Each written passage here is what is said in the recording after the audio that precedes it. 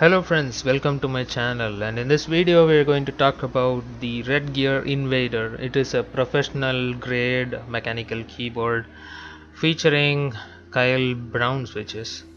Well, I got this gaming keyboard for about 1700 rupees, which is very cheap for a brown switch keyboard. Of course there's a catch. I got this keyboard refurbished from Amazon, more like renewed. So yeah, on the box you can see that it's a brown switch keyboard, and trust me, the build quality of this keyboard is so good.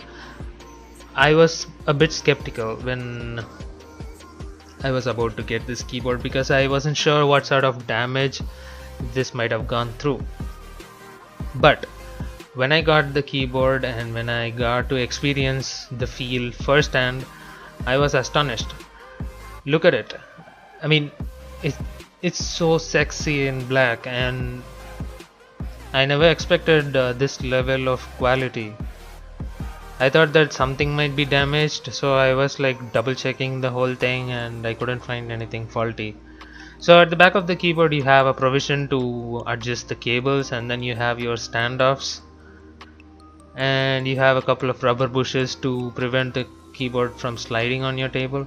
That works pretty well, and the cable feels like it is made of very good quality. No complaints over there.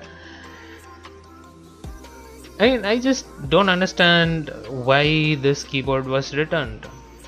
Overall, the keyboard feels very compact in hand, and as you can see, the USB connector is gold plated and the cabling is also very good. The braiding on it is of very good quality, and I think that it will last a very long time. Hopefully nothing fails on the inside. So now let's power the keyboard on, and this is how it starts up when you power it on for the first time. As you can see, it's very fancy and it's attractive.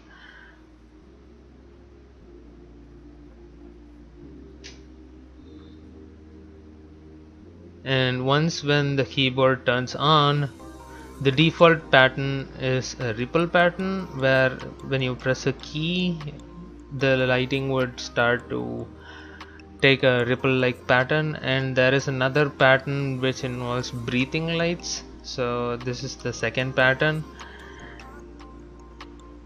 So nothing fancy over there, just the LEDs would be in breathing mode.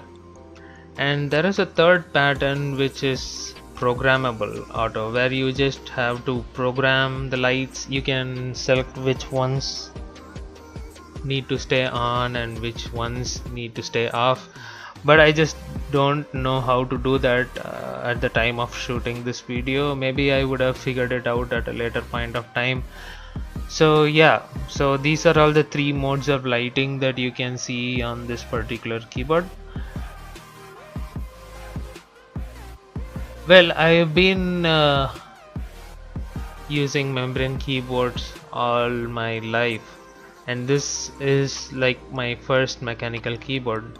The reason because it was cheap at 1700 bucks. I don't think you can get a brown switch keyboard for 1700 bucks at Amazon. The cheapest that you can get costs around 2800 something, and that too would be blue switch equivalents, not brown. I guess I'll just call myself lucky at this particular experience right here. Alright, so yeah, overall this keyboard is very nice. It doesn't take much space on your table, and yeah, I like this keyboard and I'll totally recommend this. Next comes the G402 Hyperion Fury from Logitech. This again is a refurbished mouse. It is for FPS games. I gotta say, I mean, I was using the Sadis X16 before this one, and upon using this mouse I can say that it is a must buy for any online competitive gamer. The sensor is very accurate and it is lightweight and it's compact. What else could you expect? So friends, if you find this video helpful, please hit the like and subscribe to my channel. That would really help me a lot. Thank you so much once again for watching till the end. You guys have a great day. Until next time, take care. Bye bye.